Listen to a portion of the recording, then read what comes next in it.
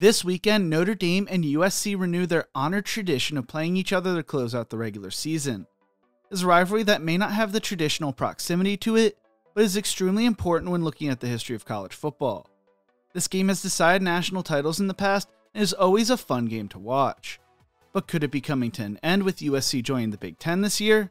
This is the history of Notre Dame versus USC. But before we get into this, if you enjoy college football content like this, make sure to leave a like and subscribe. Also, let me know who you root for in the rivalry game, or what your favorite rivalry game is in college football in the comment section below. Notre Dame is historically one of the best programs in all of college football, playing as an independent since its inception back in 1887. They have an all-time record of 958, 338 and 42, and lead the rivalry against USC with a record of 49, 37 and 5. They have 11 claimed national titles and a 21 and 21 record in bowl games all time. They are currently coached by Marcus Freeman, who is 29 and 9 overall and is 2 and 1 against USC as head coach. USC is another storied program, having been a member of the Pacific Coast Conference, which would turn into the Pac-12, and recently joined the Big Ten Conference this year. They have an all-time record of 875, 371 and 54 since they began playing in 1888, and have 11 claimed national titles as well. USC has been to more bowl games than Notre Dame, making 55 bowl games, playing in 39 New Year's Six bowls, having a record of 35 and 20 in said bowl games. They are currently led by head coach Lincoln Riley, who is 25 and 13 as head coach at USC in his third season with the Trojans. Notre Dame and USC play for the Jewel Shillelagh, with the winner of the game being represented by an emerald-adorned shamrock for the Fighting Irish wins and a ruby-encrusted Trojan head for the USC victories, while a combination was used when ties used to occur in college football. A shillelagh is a Gaelic war club that is usually made with oak or blackthorn saplings from Ireland. The club was presented by the Notre Dame Alumni Club of Los Angeles, with the explanation that this shillelagh will serve to symbolize in part the high tradition, the keen rivalry, and above all the sincere respect which these two great universities have for each other. Per the USC website, John Groan flew it back from Ireland after a trip in 1952, and although it was not introduced until then, the medallions going back to 1926 are placed on it. Once the original trophy ran out of space in 1989, Jim Gillis, a former baseball player at both USC and Notre Dame, commissioned a new one. Per USC's site, the trophy, slightly longer than the original, was handcrafted in 1997 in County Leitrim, Ireland. It contains the medallions for every game beginning from 1990. The original Jewel Shillelagh sits in South Bend, with Notre Dame holding a 34, 30 and 4 record since its inception. The Notre Dame vs. USC game goes all the way back to 1926, when legendary head coach Knute Rockne and his team took a train to Los Angeles to play USC for their regular season finale. This rivalry almost never came to be, though, depending on which story you look at. As the story goes, the Trojans would send athletic director, then known as graduate manager, Gwyn Wilson, and his wife to the Notre Dame-Nebraska game in 1925 on Thanksgiving Day. Rockne was originally against the idea due to the travel involved, but Wilson's wife would convince Rockne's wife that a trip every other year to warm Southern California and sunshine could be a good thing compared to a snowy game in Nebraska every year. Following a conversation with her husband, the Notre Dame-USC game would begin. The other story of the game's creation, according to Murray Spearberg, a college football historian and author of Shakedown to Thunder, which covered the early days of Notre Dame football, Notre Dame had been struggling to schedule Big Ten teams due to boycotts initiated by Michigan and the University of Chicago. They had been rejected by the Big Ten 3 times to join the conference, the last rejection coming in 1926. Due to the scheduling struggles, Rockne and Notre Dame began putting together a national schedule rather than just focusing on playing teams in the Midwest, and quickly realized the benefits financially and from the exposure. They would schedule games against Georgia Tech and Army and began seeing their popularity grow as a program. They were also getting more money for the games due to having to travel more. The Rose Bowl committee pitched an idea for Notre Dame to play a Pacific Coast Conference team, which would later become the Pac-12. The Notre Dame alumni base on the West Coast pushed for them to play a game at the Rose Bowl to end the season, and the Rose Bowl committee was open to the idea, but the PCC did not like the idea of playing at the Rose Bowl, as Stanford and Cal would look down on Notre Dame's academic standards as a Catholic school, which was viewed as inferior at the time. USC head coach Gus Henderson reached out to Rockne saying USC would welcome the chance to play Notre Dame New Year's Day in Pasadena. Stanford would win the PCC that season and realized how lucrative a game against Notre Dame would be, and they would play each other in 1925 in the Rose Bowl. Notre Dame still wanted to play USC in Southern California, though, and they would schedule a home-and-home with USC for the 1926 and 1927 season. No matter what the story is true, it has truly been an amazing rivalry that turns 100 years old in 2026.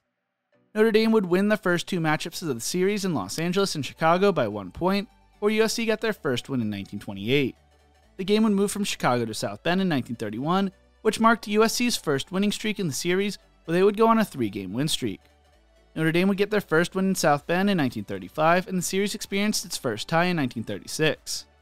Under Rockne and Frank Leahy, Notre Dame would go 13-7-2 against USC through 1950, as the series would go on a hiatus during World War II.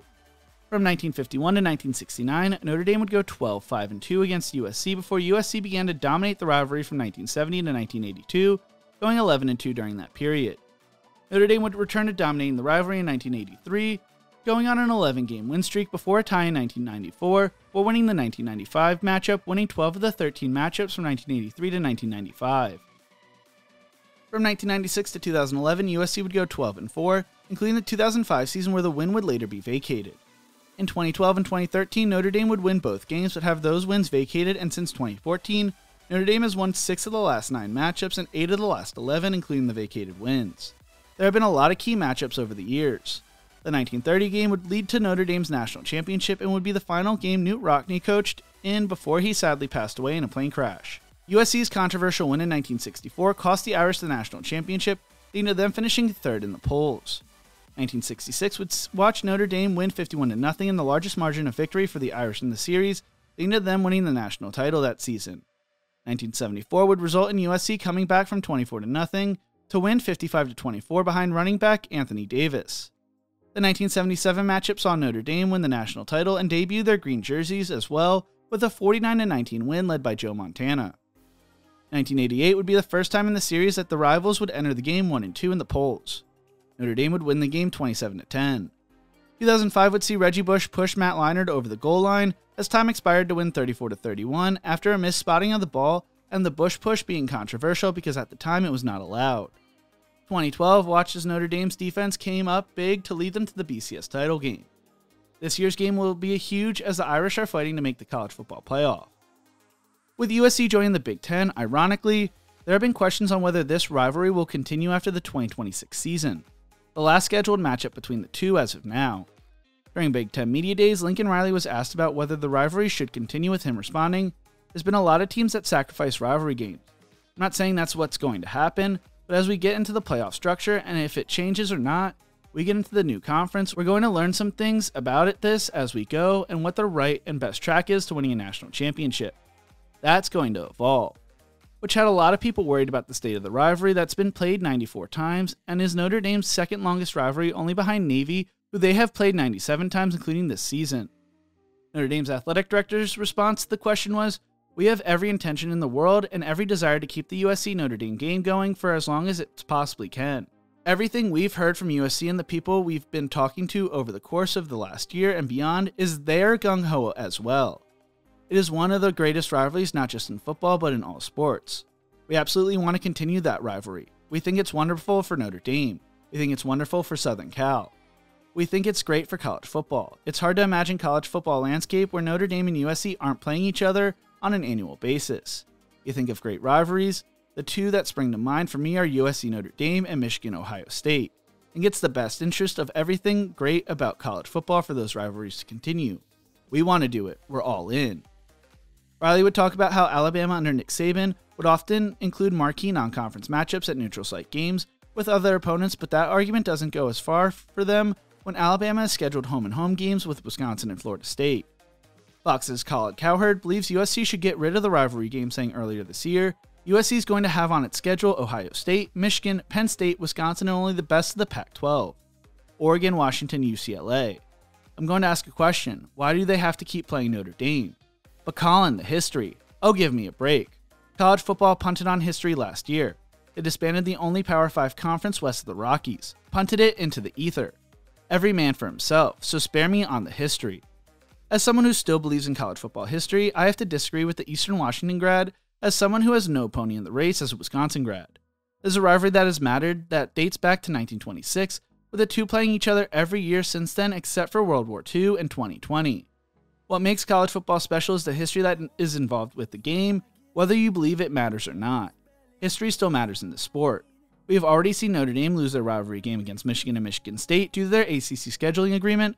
Bedlam came to an end due to conference realignment, and if USC decides to end this rivalry, it won't be a good look for them and it will leave Notre Dame with just their Army-Navy rivalry games. Maybe if USC ends this rivalry, it will force Notre Dame to join a conference. Most likely the Big Ten due to their historic rivalries mainly being involved in the Big Ten, but I doubt that happens, especially with their history of rejection from the Big Ten in the 1920s. I hope this rivalry survives, but I would not be surprised if it does come to an end because of realignment. What do you think? Does the USC Notre Dame rivalry survive past 2026? Let me know in the comment section below. If you enjoyed this video, make sure to check out one of my other videos YouTube thinks you will love right here. Thank you so much for watching, and as always, remember to embrace the grind.